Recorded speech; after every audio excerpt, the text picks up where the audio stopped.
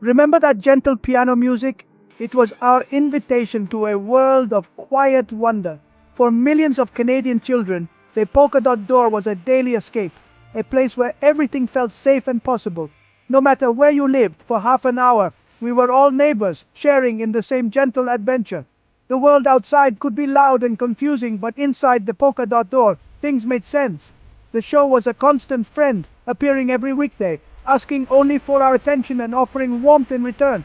We learned about sharing, creativity, and curiosity, not through flashy effects, but through simple stories and human connection. The show began in 1971, when children's TV was just finding its voice. TV Ontario wanted something unique, a show that respected preschoolers and felt like a playdate with trusted friends. Two hosts, a colorful set, and a new theme each week. Its simplicity was its strength. Today, more than 50 years later, the memory of Polka Dot Door is still vivid for so many of us. We remember the hosts, the theme song, and yes, the polkaroo dance. This documentary is a journey back through that door, a celebration of a show that shaped a generation. It taught us that kindness matters, imagination is a superpower, and there's always something new to discover. The Polka Dot Door wasn't just a show, it was a gentle guide through childhood. Its lessons linger, woven into the fabric of who we are. So come in, it's the Polka Dot Door. Let's remember what made it so special. Let's celebrate the magic that still lives on. The door is open, step inside. The magic of Polka Dot Door was in its comforting routine. Every episode felt like a favorite bedtime story, predictable, safe, and full of possibility. The show always began with a warm welcome and a new weekly theme: animals, music, feelings, something to spark our curiosity.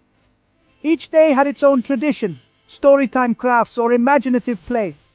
The activities were simple and accessible, encouraging us to join in from home. The set was cozy, like a playroom or living room filled with colorful blocks and, of course, the famous door. Imagination was the most important toy. Blankets became tents, boxes became race cars. The show trusted us to be creative partners, not just passive viewers. Hosts asked questions directly to the camera, making us feel seen and heard. We weren't just watching, we were part of the story. This gentle, interactive approach made every child feel valued. The show's simplicity was intentional, a reminder that adventure doesn't require expensive toys or elaborate sets. It was about making magic from the everyday. Polka Dot Door believed in the power of make-believe. It invited us to imagine, to create, and to discover. The show's structure was its secret, familiar yet always new. It was a partnership of discovery between the hosts and us. That's why it felt so special. The magic was real, because we helped create it. And that's a lesson that lasts a lifetime. The heart of Polka Dot Door was its host, real people, not cartoons or puppets. They spoke to us as equals, with kindness and patience. Over the years, many hosts became familiar faces like Glyn Evans, Cindy Cook, and Dennis Simpson. They felt like family, gentle, supportive, and always ready to play. The partnership between the two hosts modeled cooperation and friendship. They listened, took turns, and solved problems together, showing us how to be good friends. Their direct gaze into the camera made every child feel special. When they asked questions, it felt personal, like they were talking just to you. This intimacy broke the barrier between screen and viewer. The hosts were talented performers, seamlessly switching from songs to stories. Their creativity was infectious, inspiring us to sing, tell stories, and imagine. They weren't just presenters, they were facilitators of our imagination. Every episode, they opened the door and made us feel welcome. Their warmth and creativity set the tone for everything that followed. They were the steady hands guiding us through a world of wonder. If the hosts were the heart, Polkaroo was the show's whimsical soul. Polkaroo, a tall polka-dotted creature, spoke only one word: Polkaroo. Yet, we always understood him. His appearances were special, always happening when one host stepped out. The remaining host would play and laugh with Polkaroo, but the other always missed him, much to our delight. This running gag made us feel in on a secret, empowering us as viewers. Polkaroo was our imaginary friend, a symbol of the magic adults just couldn't see. He brought pure joy, not lessons, just fun and silliness. His dance and cheerful Polkaroo became iconic. He transcended the show, becoming a Canadian symbol of childhood wonder. Polkaroo didn't need to explain himself. His presence was enough. He reminded us that sometimes the best magic is the kind you can't quite explain. In a show built on gentle learning, Polkaroo was a burst of delightful nonsense. That's why we loved him. He belonged to all of us, the ultimate imaginary friend, forever just out of reach. The Polka Dot Door was more than a set piece. It was a portal to discovery. Brightly colored and covered in polka dots, it promised fun and creativity. Each episode, we'd travel through a dot and into a short film, our window to the real world.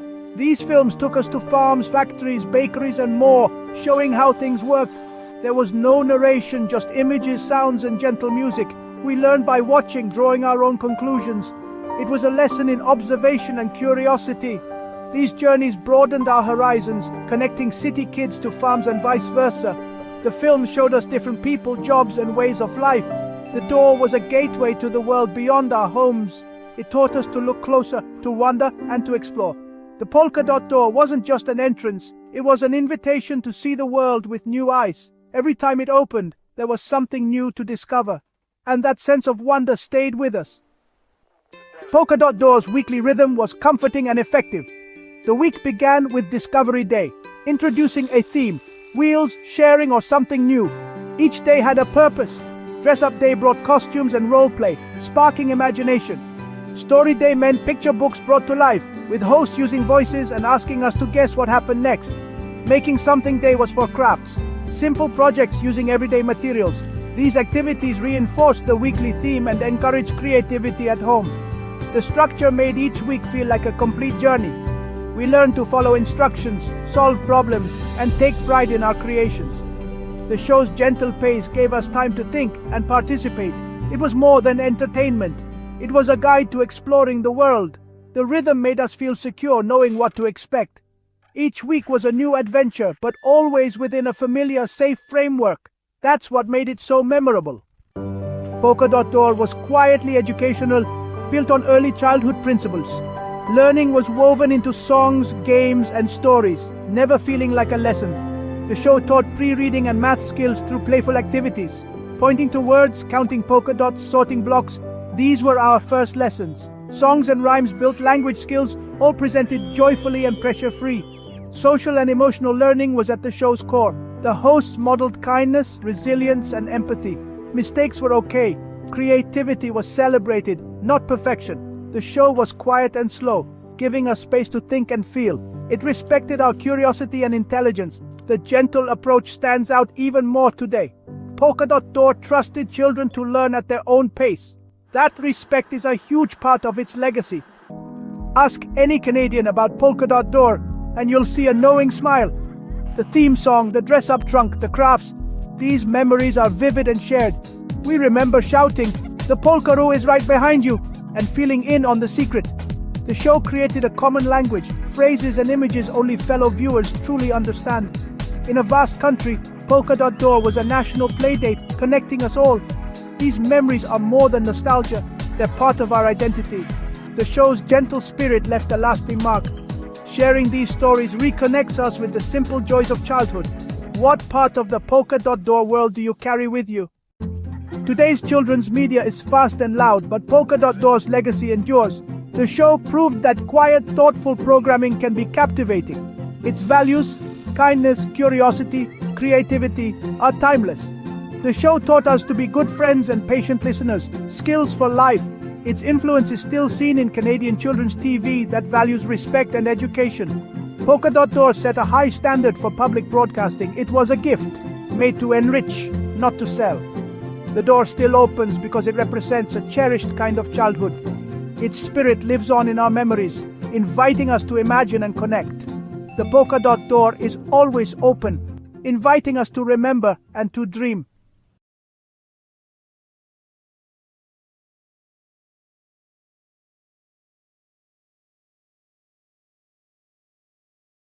Join myself and JD Delay in fighting chomos and other bad thing by shopping at Convict Clothing. There are some amazing cloths for all at great prices. Nationwide free shipping for any order over $50.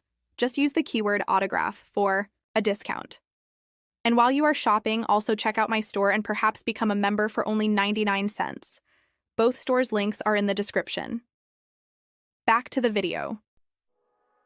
God of coffee, What is your name? I like your beers, and I like your flame. And if your name is Arabica, then I'll just call you that. If it's Robusta, well, you know I can hang with that. Your taste is bold, and I love the way you roast. You make my morning so good, I just have to boast. And I can taste you now, but I'll wait for the brew. The bean's not the same without the water too. But that's not the way that you go down best, and I'm not one to tell you I know what's best. Your taste is bold, and I love the way you roast. You make my morning so good, I just have to boast.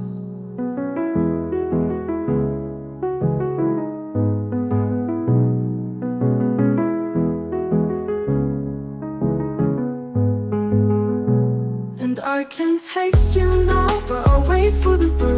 The bean's not the same without the water too. But that's not the way that you go down best, and I'm not one to tell you I know what your taste is bold, and I love the way you roast. You make my morning so good, I just have to boast.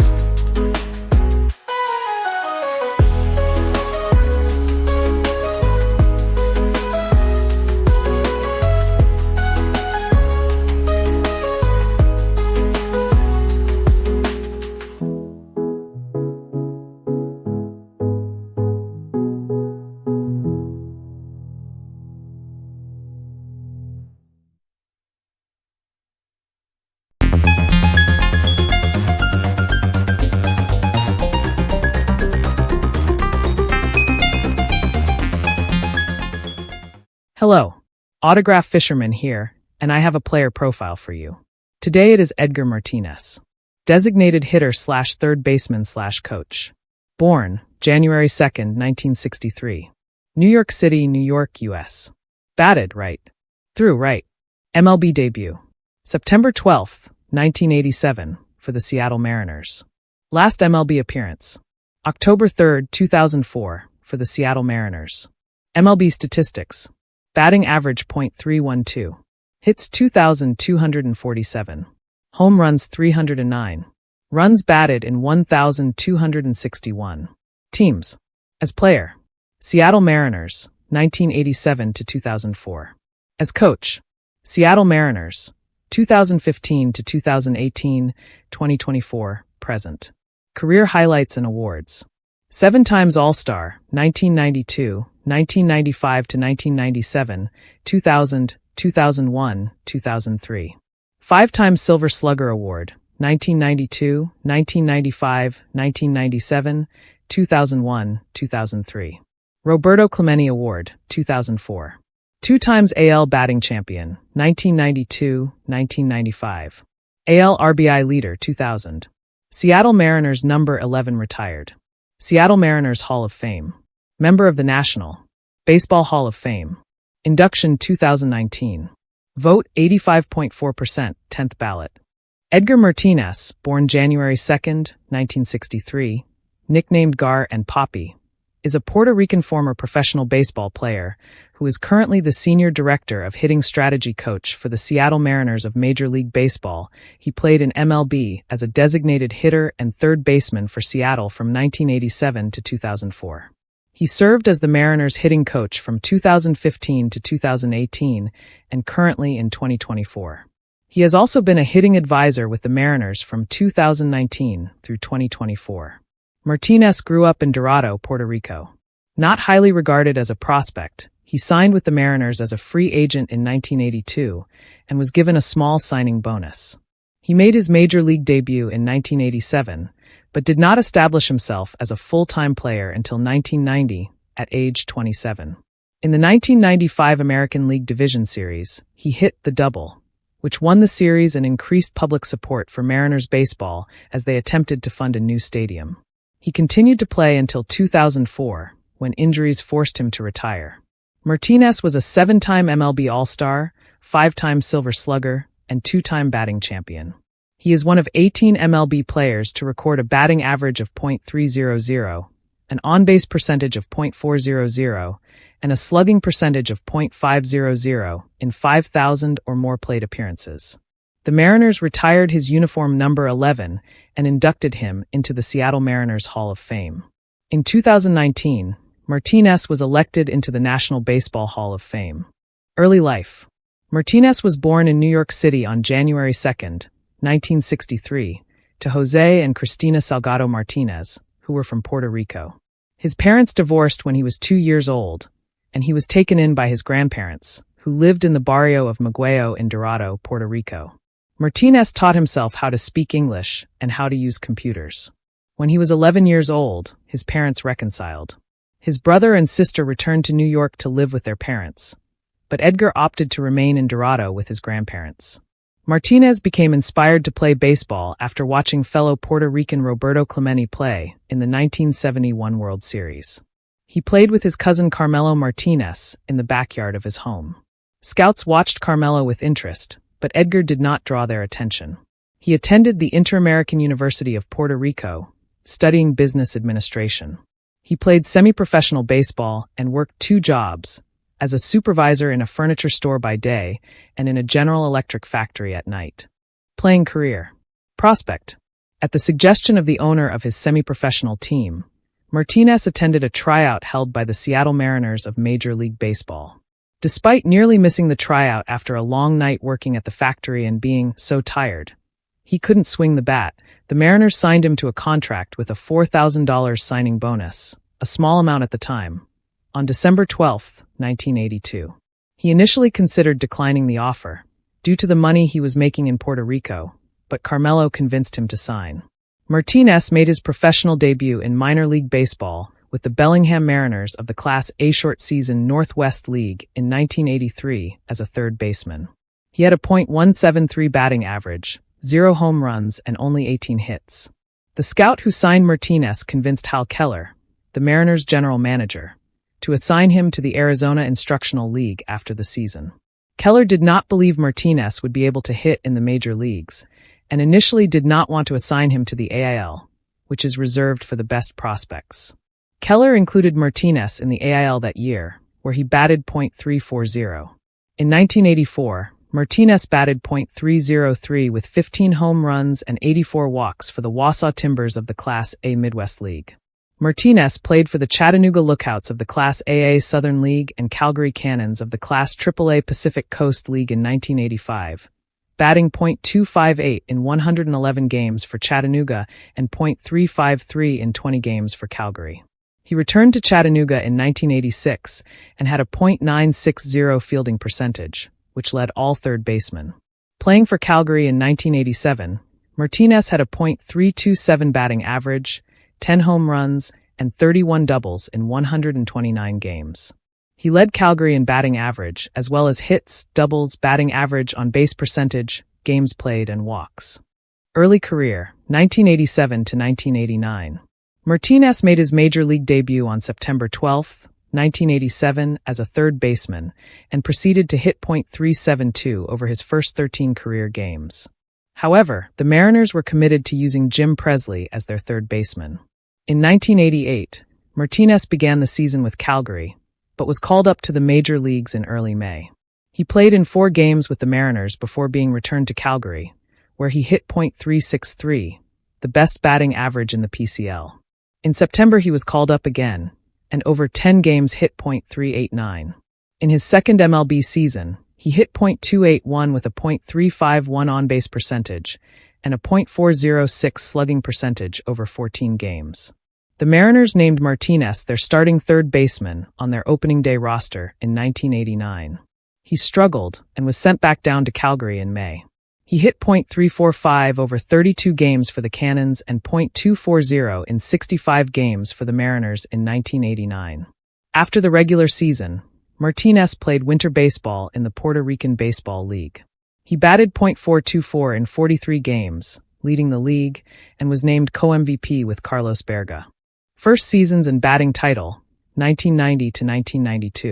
In 1990, Martinez signed a 1-year contract for $90,000.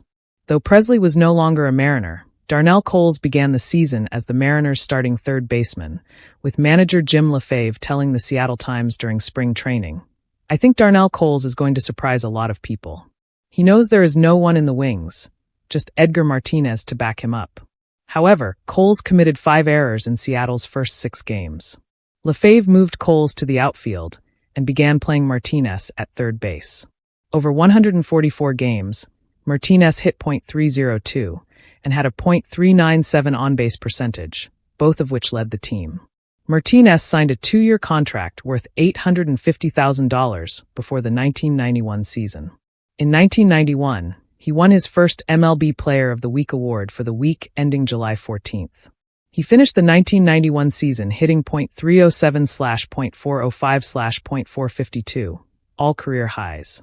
In 1992, Martinez was selected to his first All-Star game and won his first MLB Player of the Month award for July and his second for August. During the season, Martinez signed a 3-year contract with Seattle worth $10 million, the largest contract given out by Seattle to that point. At the end of the 1992 season, Martinez had a .343 batting average, which led all of MLB. It was the first batting title for Seattle and the franchise's highest single-season batting average. This has since been surpassed by Ichiro Suzuki. He also tied Frank Thomas for the most doubles in MLB and set a team record for most in a season. This has since been surpassed by Alex Rodriguez. After the season, he was awarded his first American League Silver Slugger Award as a third baseman. Injuries, 1993 to 1994. During an exhibition game at BC Place Stadium in Vancouver, British Columbia, before the 1993 season, Martinez tore his hamstring on an unzipped seam in the turf between first and second base. He missed 42 games at the start of the season and was placed on the disabled list 2 more times before the season ended. In 1994, in his first plate appearance of the season, opposing pitcher Dennis Martinez hit him in the right wrist, and he was placed on the disabled list. Between the injuries and the 1994 MLB strike, he played in 131 games during the 1993 and 1994 seasons. In 89 games played in 1994, he played 65 games as a third baseman and 23 as a designated hitter, with 1 appearance as a pinch runner. Career year, 1995. Martinez became a full-time designated hitter in 1995. He won the Player of the Month award for June, hitting .402 with a .537 OBP and a .761 SLG, and another Player of the Week award. He was also selected to the 1995 All-Star Game and set career highs in 11 offensive categories. At the end of the year, he won his second AL batting title with a team record .356, while also leading the league in runs scored with 121, doubles with 52, OBP with .479 and on-base plus slugging with 1.109, all team highs at that point. He also finished third in AL Most Valuable Player award voting behind Mo Vaughn and Albert Bell. He won his second Silver Slugger award and his first Outstanding Designated Hitter award. The double. In the 1995 American League Division Series against the New York Yankees, Martinez hit .571 and was on base 18 times in 5 games.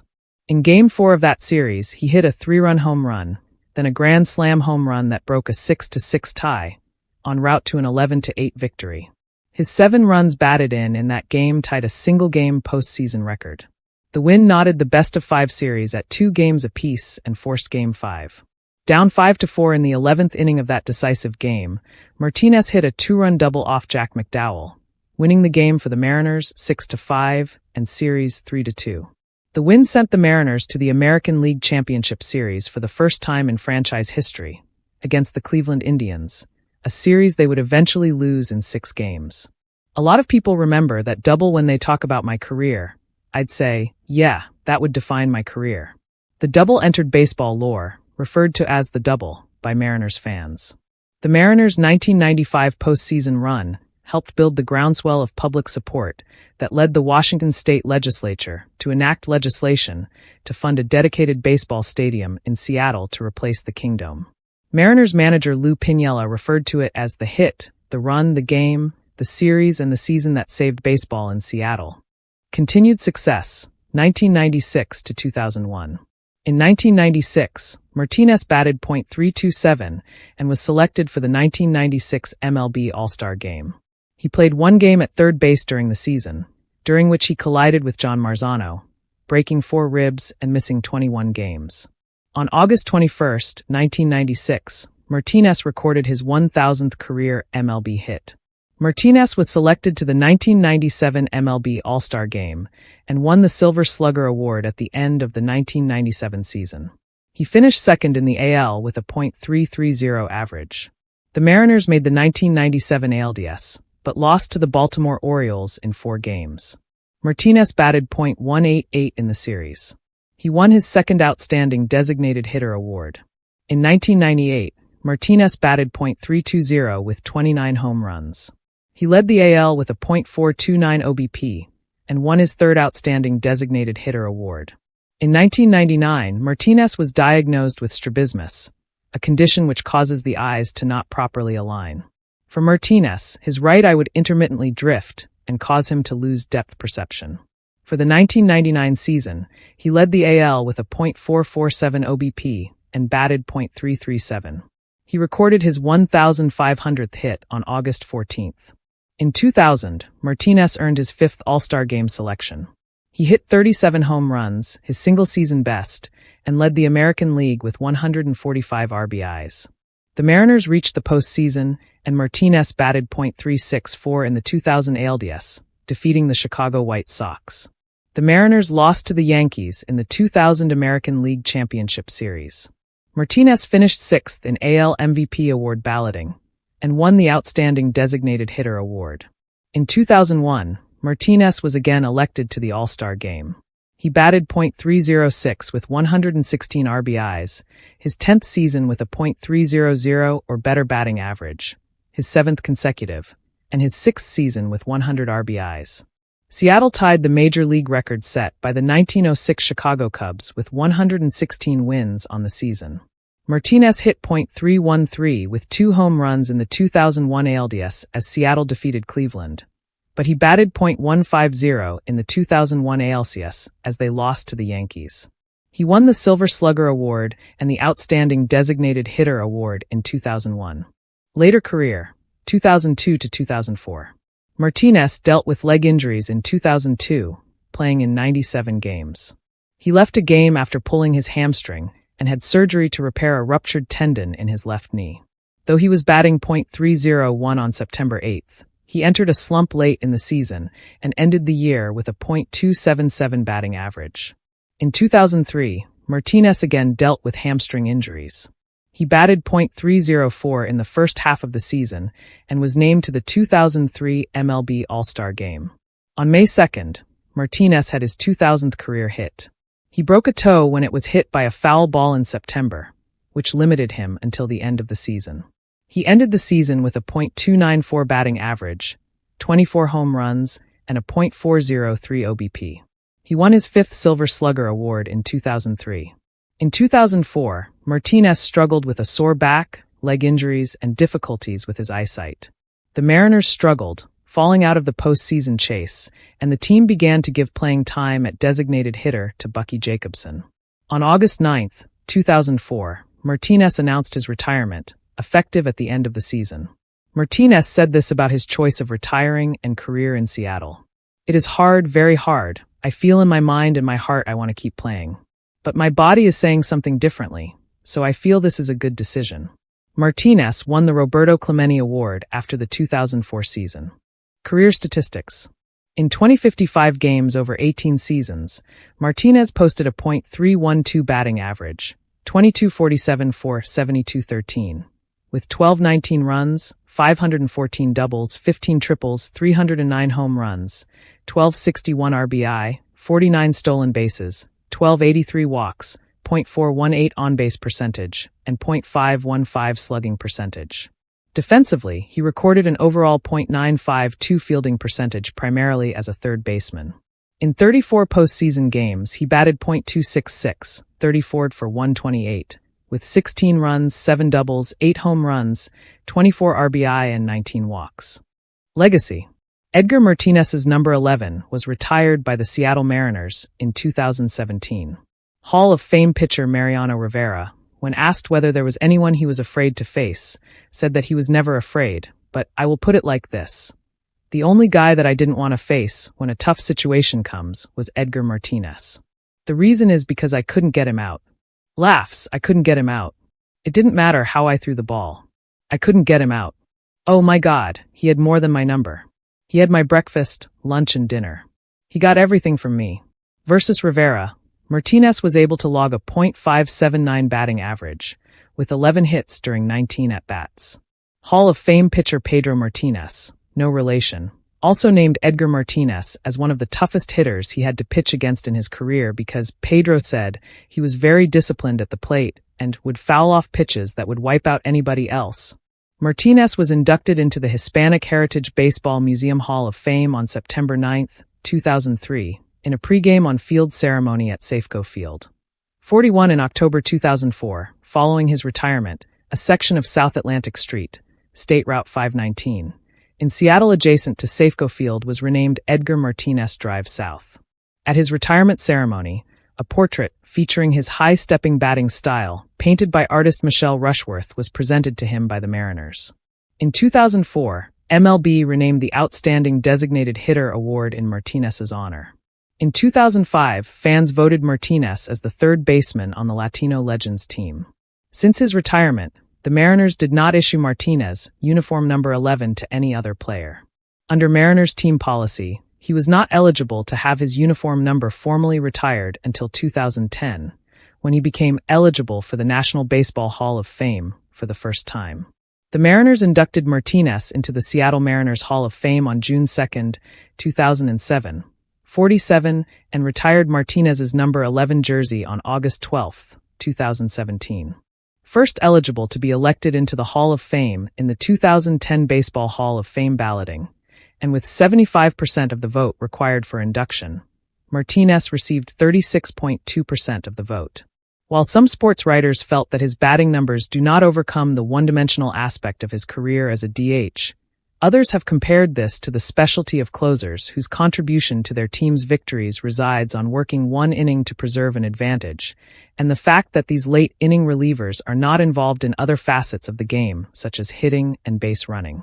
By the 2018 Baseball Hall of Fame balloting, his 9th year on the ballot, Martinez's vote total increased to 70.4%.